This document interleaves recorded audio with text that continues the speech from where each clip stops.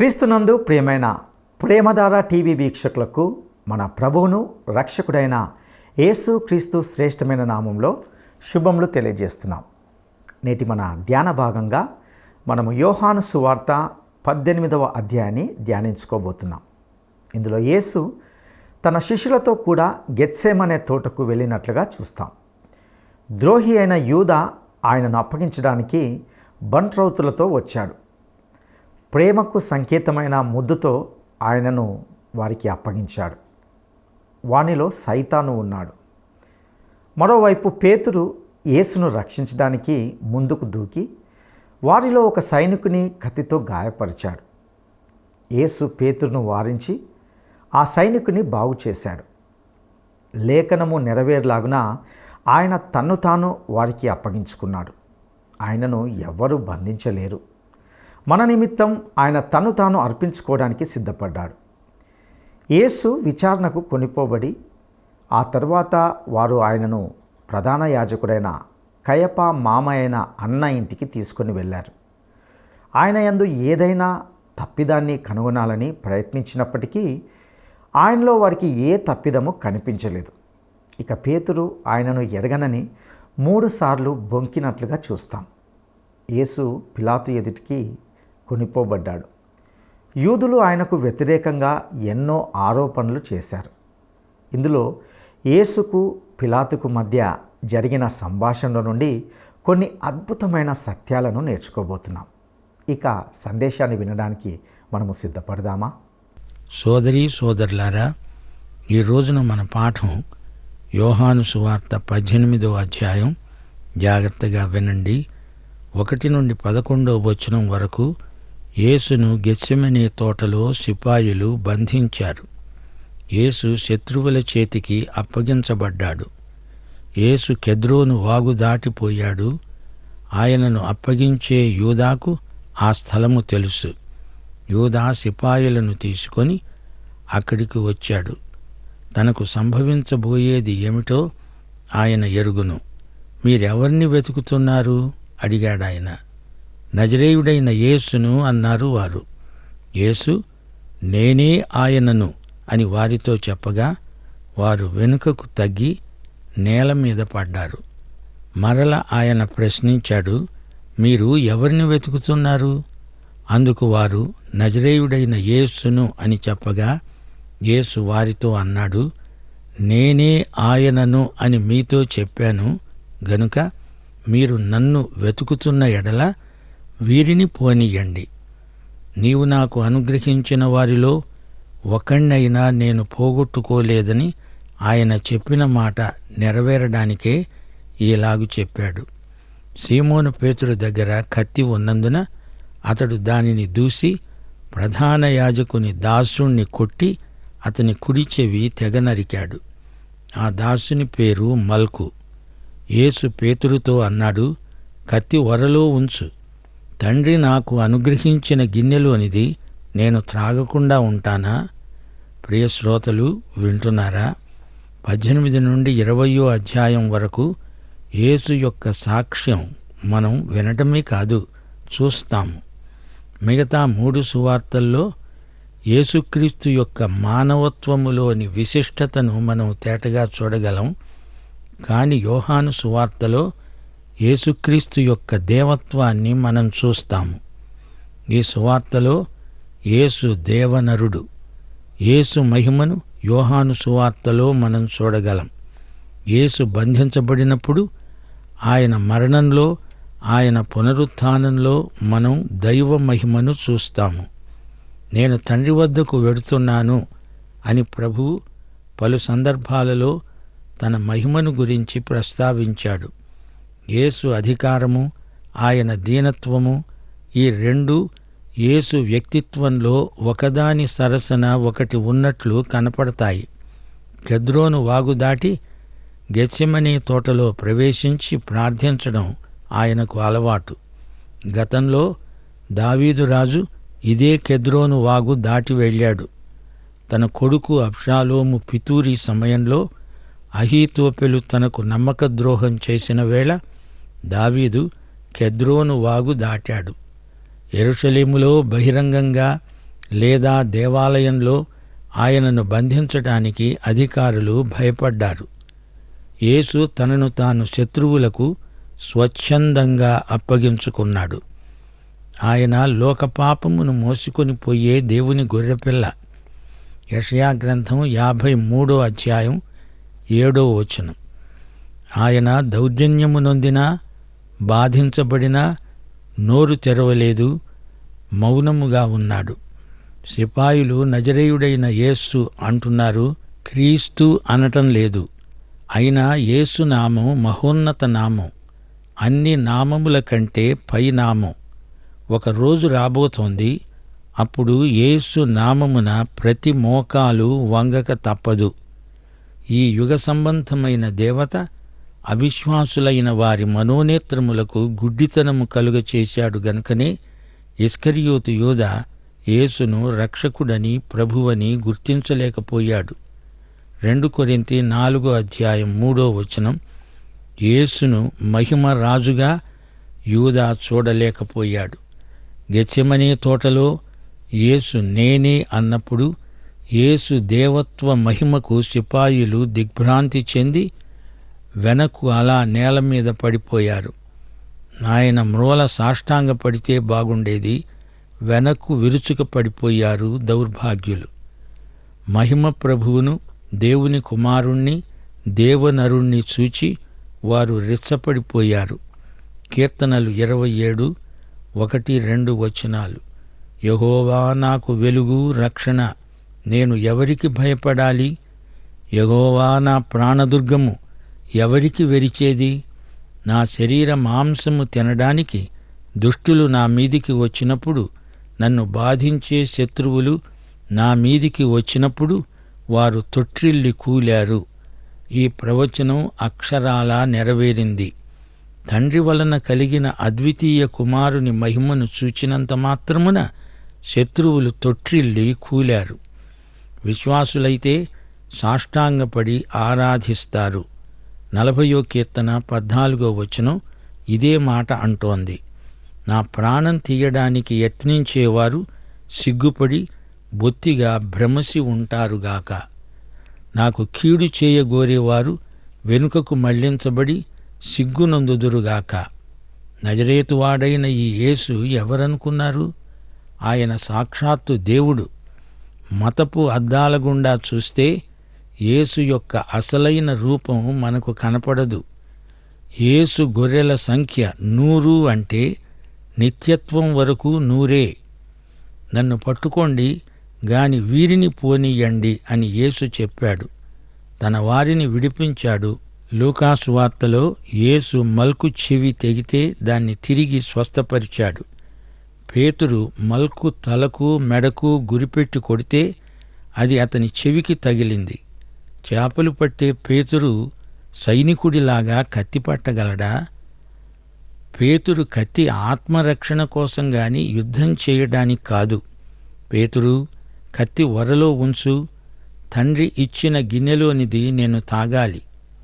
బైబిలులో అనేక రకాల పాత్రలు పేర్కొనబడ్డాయి. 116వ కీర్తన 13వ వచనం రక్షణ పాత్ర. ఇర్మియా 16వ అధ్యాయం 7వ వచనం ఓదార్పు పాత్ర. కీర్తనలు 23, 5వ వచనం ఆనంద పాత్ర. మత్తయి సువార్త 26వ అధ్యాయం 39వ వచనం ప్రభువు గెత్సెమనేలో త్రాగవలసిన పాత్ర. ఇది తీర్పు పాత్ర, దేవుని ఉగ్రత పాత్ర. ఆ పాత్రలో మనుషులందరి పాపం నిండి ఉంది. 11వ కీర్తన 6వ వచనంలో మరో పాత్ర పేర్కొనబడింది.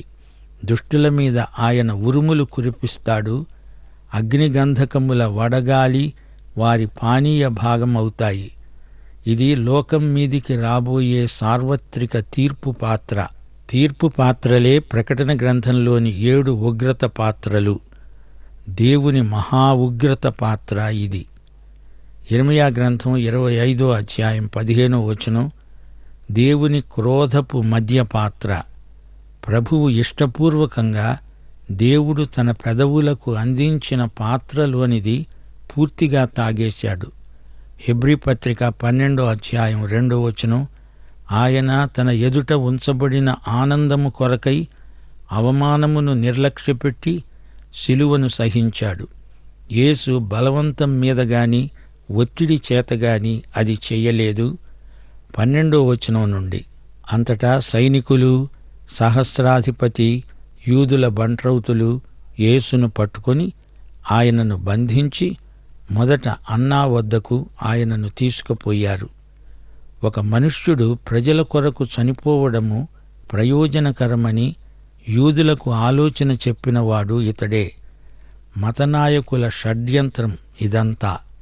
అందుకే యేసు యెరూషలేముకు బయట వారికి అప్పగించుకున్నాడు. ఆయన శిబిరము వెలుపట సిలువ వేయబడ్డాడు.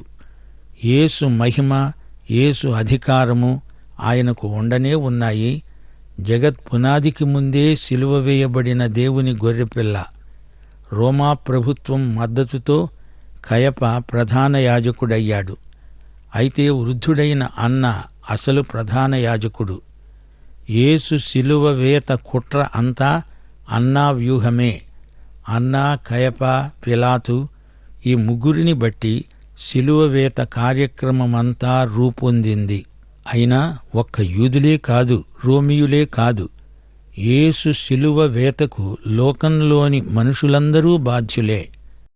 15వ వచనం నుండి, సీమోను పేతురు మరి ఒక శిష్యుడు యేసు వెంబడి వెడుతున్నారు. ఆ శిష్యుడు ప్రధాన యాజకునికి నెలవైనవాడు గనుక అతడు ప్రధాన యాజకుని ఇంటి ముంగిటిలోనికి యేసుతో కూడా వెళ్ళాడు. పేతురు ద్వారమునొద్ద బయట నిలుచున్నాడు గనుక ప్రధాన యాజకుడికి నెలవైన ఆ శిష్యుడు బయటికి వచ్చి ద్వారపాలకురాలితో మాట్లాడి పేతురును లోపలికి తోడుకొని పోయాడు. ద్వారమునొద్ద కావలి ఉన్న ఒక చిన్నది పేతురును ప్రశ్నించింది, నీవు ఈ మనుష్యుని శిష్యులలో ఒకడవు కావా? దానికతడు కాదు అన్నాడు. అప్పుడు చలివేస్తూ ఉన్నందున దాసులు, బంట్రౌతులు మంట వేసి చలి కాచుకుంటూ నిలుచుండగా పేతురు వారితో నిలువబడి చలి కాచుకుంటూ ఉన్నాడు. ప్రధాన యాజకుడు ఆయన శిష్యులను గూర్చి, ఆయన బోధను గూర్చి యేసును అడుగగా యేసు అన్నాడు, నేను బాహాటముగా లోకము ఎదుటే మాట్లాడాను. యాజకులందరూ కూడి వచ్చే సమాజ మందిరాలలోనూ దేవాలయములోనూ ఎల్లప్పుడూ బోధించాను. రహస్యముగా నేనేమీ మాట్లాడలేదు. నీవు నన్ను అడుగనేలా? నేను వారికేమి బోధించినది విన్నవారిని అడుగు. ఇదిగో నేను చెప్పినది వీరు ఎరుగుదురు.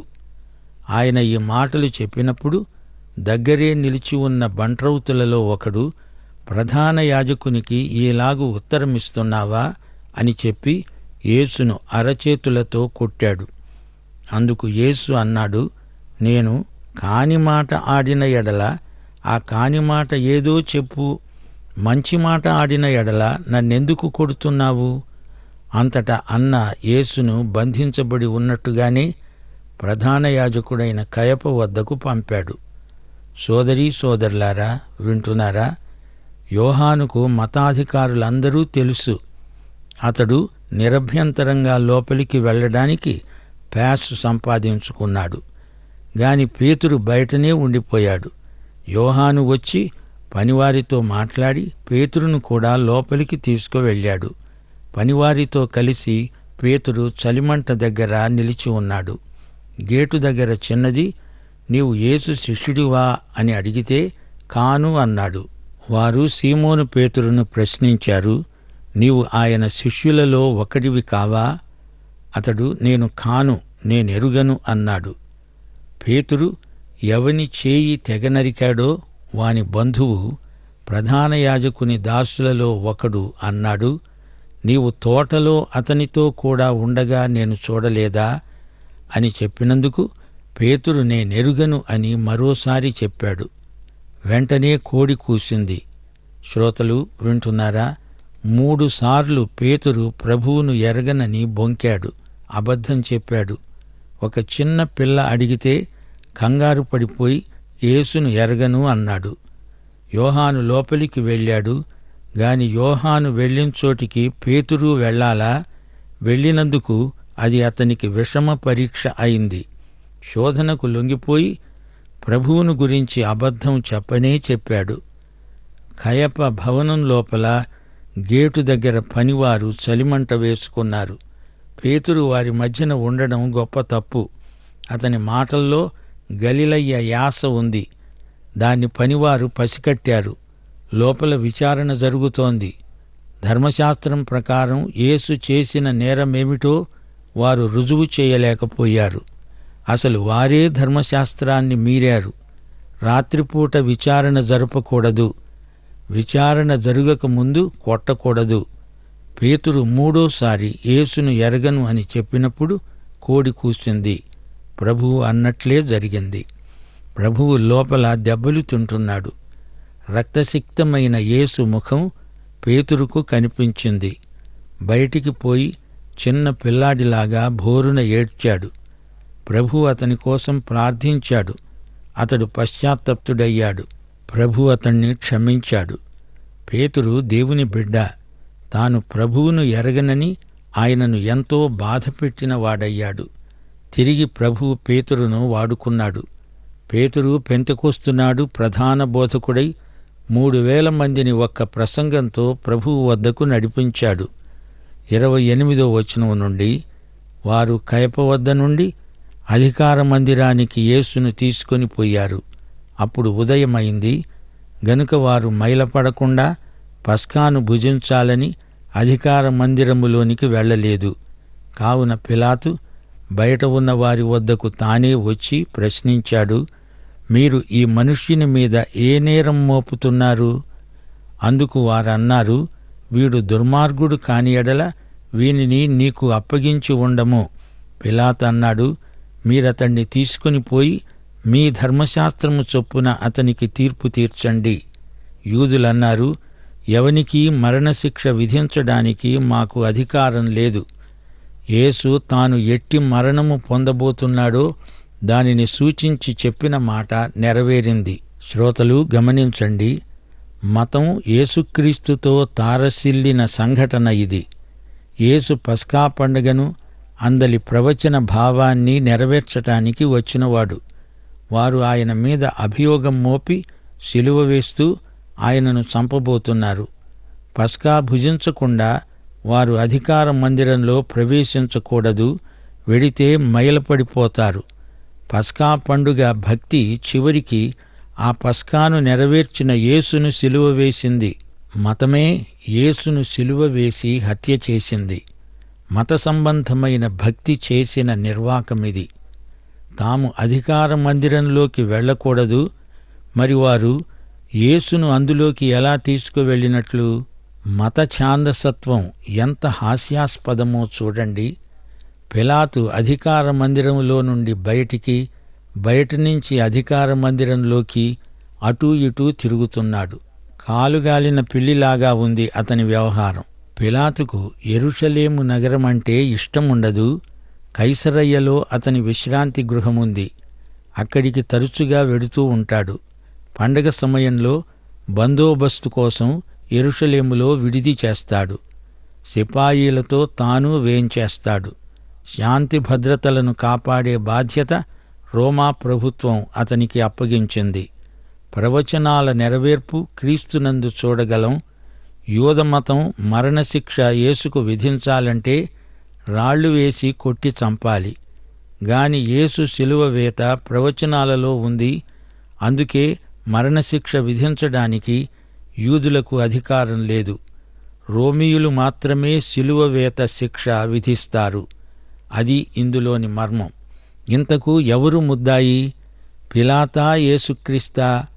33వ వచనం నుండి, పిలాతు తిరిగి అధికార మందిరములో ప్రవేశించి యేసును పిలిపించి ప్రశ్నించాడు, యూదుల రాజువు నీవేనా? అందుకు యేసు అన్నాడు, నీ అంతట నీవే ఈ మాట అంటున్నావా? లేక ఇతరులు నీతో నన్ను గురించి చెప్పారా? అందుకు పిలాతు అన్నాడు, నేను యూదుణ్ణా ఏమి? నీ స్వజనము ప్రధాన యాజకులు నిన్ను నాకు అప్పగించారు గదా, నీవేం చేశావు? యేసు అన్నాడు, నా రాజ్యము ఈ లోక సంబంధమైనది కాదు. నా రాజ్యము ఈ లోక సంబంధమైనదైతే నేను యూదులకు అప్పగించబడకుండునట్లు నా సేవకులు పోరాడేవారే, కాని నా రాజ్యము ఇహ సంబంధమైనది కాదు. అందుకు పిలాతు అన్నాడు, నీవు రాజువా? యేసు అన్నాడు, నీవు అన్నట్లు నేను రాజునే. సత్యమును గూర్చి సాక్ష్యం ఇవ్వడానికి నేను పుట్టాను. ఇందునిమిత్తమే ఈ లోకానికి వచ్చాను. సత్య సంబంధి అయిన ప్రతివాడు నా మాట వింటాడు. పిలాతు అన్నాడు, సత్యమనగా ఏమిటి? అతడు ఈ మాట చెప్పి బయట ఉన్న యూదుల దగ్గరికి తిరిగి వెళ్ళి అన్నాడు, అతని యందు ఏ దోషమూ నాకు కనపడలేదు. అయినా పస్కా పండగలో నేను ఒకణ్ణి విడుదల చేసే వాడుక కలదు గదా. నేను యూదుల రాజును విడుదల చేయడము మీకిష్టమా? అయితే వారు మరల కేకలు వేస్తూ అన్నారు, వీనిని వద్దు, బరబ్బాను విడుదల చెయ్యి. ఈ బరబ్బ బందిపోటు దొంగ. ప్రియ శ్రోతలు, పిలాతు యేసుకు సాయం చెయ్యాలనే చూచాడు. నీవు రాజువా? ఇది పిలాతు ప్రశ్న. అవును, నేను రాజును. అది యేసు జవాబు. గనుక రాజైన యేసు ఎదట పిలాతు ముద్దాయి, నేరస్తుడు. యేసు రాజ్యం ఈ లోక రాజకీయాలలో నుంచి వచ్చింది కాదు. దేవుని రాజ్యాన్ని సంఘము స్థాపించజాలదు. ప్రభువు వచ్చి స్వయంగా రాజ్యం స్థాపిస్తాడు. మరిన్ని వివరాలు వచ్చే పాఠంలో విందాము. ప్రియులారా, ఇంతవరకు యోహాను సువార్త 18వ అధ్యాయం నుండి కొన్ని అద్భుతమైన సత్యాలను మనము తెలుసుకున్నాం. ఇందులో ద్రోహి అయిన యూదా ఆయనను అప్పగించడానికి బంట్రౌతులతో వచ్చి ఆయనను వారికి అప్పగించాడు. పేతురు యొక్క ఉద్రేకాన్ని మరియు అతడు యేసును ఎరగనని 3 సార్లు బొంకినట్లుగా చూశాం. లేఖనము నెరవేరలాగున ఆయన తన్ను తాను వారికి అప్పగించుకున్నాడు. ఆయనను ఎవరూ బంధించలేదు. మన నిమిత్తం ఆయన తన్ను తాను అర్పించుకోవడానికి సిద్ధపడ్డాడు. యేసు పిలాతు ఎదుటికి కొనిపోబడ్డాడు. పిలాతు యేసును ప్రశ్నించినప్పుడు ఆయన ఆత్మ సంబంధమైన తన రాజ్యం గురించి అతనికి వివరించాడు. పిలాతు వెలుపలికి వెళ్ళి అతని యందు నాకు ఏ నేరము కనిపించలేదని, అతనికి మీ ధర్మశాస్త్రం ప్రకారము శిక్ష విధించమని చెప్పాడు. యేసు విడుదల చేయడానికి అతడు ఎంతో ప్రయత్నించి పస్కా పండుగ సందర్భంగా నేను యేసును విడుదల చేతునా అని ప్రశ్నించగా వారందరూ మూకుమ్మడిగా మాకు బరబ్బానే విడుదల చేయమని కేకలేశారు. బందిపోటు వాడైన బరబ్బ స్థానంలో యేసు శిక్షించబడ్డాడు. వాస్తవానికి మనందరి స్థానంలో యేసు తన్ను తాను బలియాగంగా అర్పించుకున్నాడు.